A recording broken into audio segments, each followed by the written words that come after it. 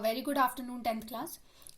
हमने अपने पिछले लेक्चर में जो है ट्रांसपोर्टेशन के बारे में डिस्कस किया था कि जैसे एनिमल्स में ट्रांसपोर्टेशन होती है डिफरेंट सब्सटेंसेस की, लाइकवाइज प्लांट में भी ट्रांसपोर्टेशन होती है। और जो दो टिश्यूज हैं जो हेल्प करते हैं ट्रांसपोर्टेशन में, that are xylem and phloem. तो आज हम एक एक करके जाइलम और फ्लोएम को डिस्कस करेंगे कि जाइलम जो है वो किस तरह से, या फ्लोएम जो है वो किस तरह से इस ट्रांसपोर्टेशन में हेल्प करते हैं। तो today we are going to discuss about the transportation of water and minerals, that is the xylem. हम आज जाइलम को डिस्कस करेंगे। तो we know that water is a very important component of everybody's life. Plants के लिए भी वो उतना ही जरूरी है जितना एनिमल्स के लिए वो जरूरी है। ठीक है। सो ये क्योंकि इसलिए जरूरी है क्योंकि पानी जो है बहुत सारी बायोलॉजिकल फंक्शंस को हमारे कंट्रोल करता है, लाइक फोटोसिंथेसिस हो गया, हमारा एक्सक्रीशन हो गया, और एंड अदर सब्सटेंसेस ऑल्सो, क्योंकि हमारा बॉडी में भी बहुत ज्यादा अमाउंट ऑफ वाटर जो है वो प्रेजेंट होता है। सो ये हमारे लिए बहुत ज्यादा इंपॉर्टेंट हो जाता है। सो अगर हम प्लांट की बात करें तो प्लांट में भी पानी जो है वो बहुत ज़्यादा ज़रूरी है, because it is also needed in for photosynthesis. So in the process of this transportation also water plays a very important role.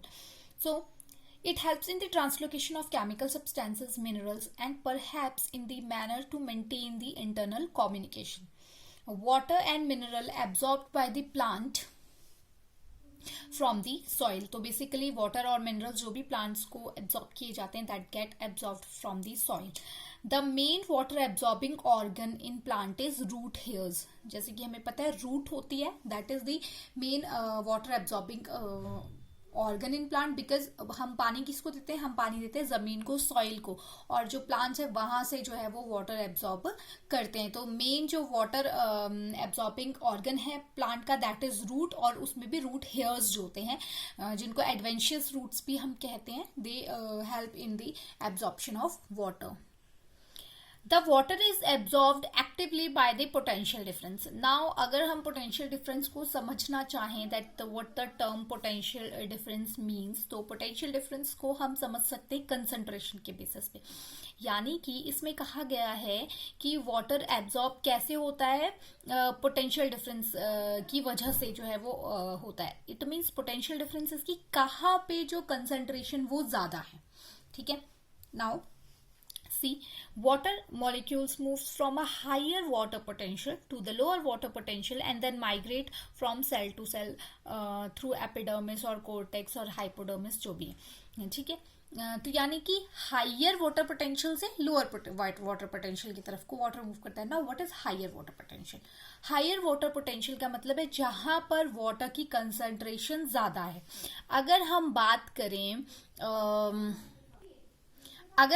करें जैसे हमें स्ट्रक्चर में दिख रहा है, दिस इज अ प्लांट। ठीक है। This is the soil part of.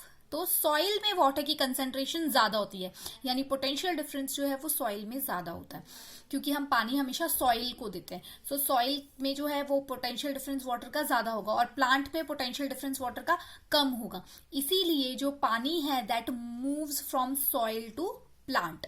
तो दिस इज वाई ये कहा गया कि it moves from a higher water potential to lower water potential. Higher water potential होगा सॉइल में और लोअर वाटर पोटेंशियल होगा प्लांट बॉडी में।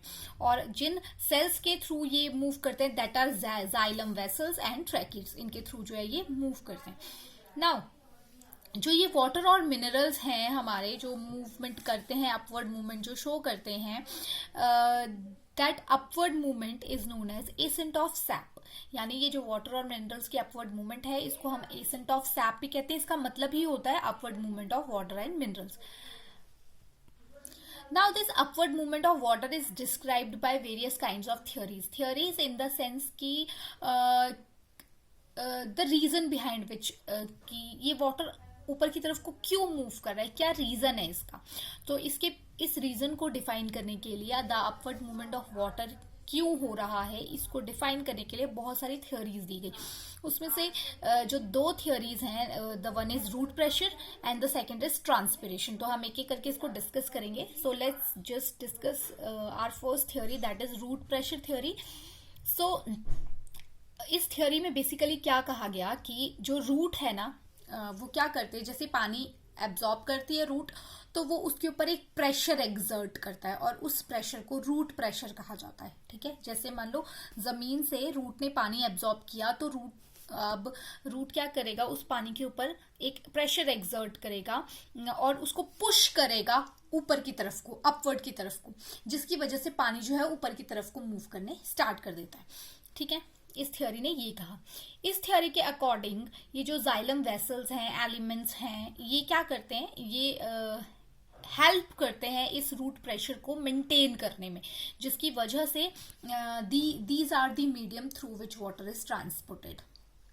ठीक है, थर्ड चीज जो इस प्रेशर थ्योरी में कही गई, उसमें ये कहा गया कि जो रूट प्रेशर थ्योरी है, क्योंकि रूट्स जो है इतना हाई प्रेशर जो है वो नहीं लगा पाते, वो सिर्फ एक छोटा सा प्रेशर जो है वो एग्जर्ट करते हैं। दैट्स वाई ये जो रूट प्रेशर थ्योरी है ये सिर्फ छोटे छोटे प्लांट्स के ऊपर ही वर्क करती है। अगर हम सोचें कि एक बड़ा सा बहुत लंबा पेड़ है और उस पेड़ में जो अपवर्ड मूवमेंट हो रही है वो रूट प्रेशर थ्योरी की वजह से हो रही है, तो वो वैसा नहीं होगा, क्योंकि रूट इतना हाई प्रेशर जो है वो exert नहीं कर सकता।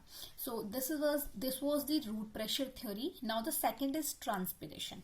So सबसे पहले हम इस टर्म को ही समझते हैं कि ट्रांसपिरेशन बेसिकली होता क्या है। So the loss of water in the form of vapours. ठीक है, आप लोग वर्ड्स की तरफ थोड़ा ज्यादा ध्यान दें। The loss of water in the form of vapors from living tissues of aerial part of plant that is known as transpiration. यानी क्या है, लॉस है किसका, वाटर का। ठीक है, इन द फॉर्म ऑफ कैसा, वेपर्स की फॉर्म में, from the living tissues of aerial part of plant. ठीक है, यानी एरियल पार्ट कौन सा है प्लांट का, जिसके थ्रू जो है वेपराइज्ड फॉर्म में वाटर रिमूव होगा, लीव्स, क्योंकि leaves are the only part जहां पे टाइनी पोर्स होते हैं। स्टोमेटा के बारे में हमने पढ़ा था। तो यानी कि loss of water from leaves in the forms of water vapour, that is known as transpiration. अब ये ट्रांसपिरेशन होगी कैसे, ये इवापोरेशन होगी कैसे, obviously in the form of, in the presence of sun. जैसे हमारे कपड़े जो है वो सूखते हैं धूप में, उसी तरह धूप में जो ट्रांसपिरेशन होता है प्लांट्स में, जिसमें कि वाटर वेपरेट हो जाता है लीफ सरफेस से, उसको हम क्या कहते हैं, ट्रांसपिरेशन कहते हैं। Now let's understand this process with the help of an diagram. Now you can see this diagram. ठीक है, इसमें मैंने ट्रांसपिरेशन एक्सप्लेन करने की कोशिश करी है। सो दिस इज सन। जब सन जो है टेम्परेचर बहुत ज्यादा हाई होगा तो वाटर क्या है, लीफ सरफेस में क्या होता है, टाइनी पोर्स होते हैं, जिनको हम क्या कहते हैं, स्टोमेटास कहते हैं।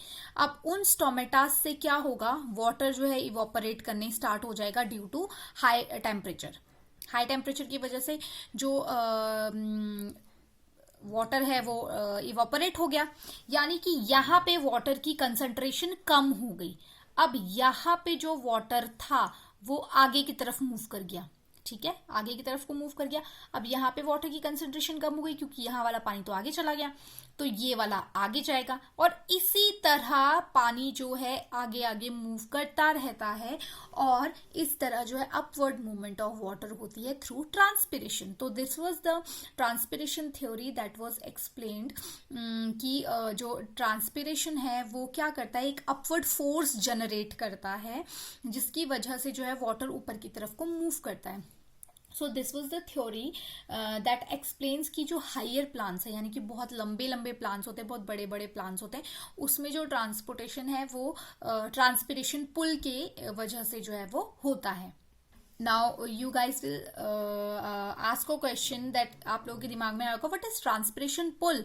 सो the upward force that is responsible for the movement of water in upward direction, that is known as the transpiration pull. और वो ट्रांसपिरेशन पुल किसकी वजह से हो रही थी, कि जो सरफेस वाटर था, लीफ सरफेस वाटर था, वो इवोपरेट हो रहा था, जिसकी वजह से ये ट्रांसपिरेशन पुल जो है वो एक्सपीरियंस कर रहे थे। और ये जो ट्रांसपिरेशन पुल है ये हेल्प करता है जो लॉन्ग या टॉल ट्रीज होते हैं उसमें ट्रांसपोर्टेशन of water में। So this was the this is all about transportation of water and minerals in plants. So let's move towards the questions. Now the first question is, what is ascent of sap? Describe the movement of water through xylem. तो आपने xylem के through किस तरह water movement होती है उसके बारे में बताना है। What is root pressure? root pressure क्या होता है? इसको आपने पूरा एक्सप्लेन करना है रूट प्रेशर को। Now the second is explain transpiration की ट्रांसपिरेशन कैसे होती है, जैसे मैंने आपको डायग्राम के माध्यम से वो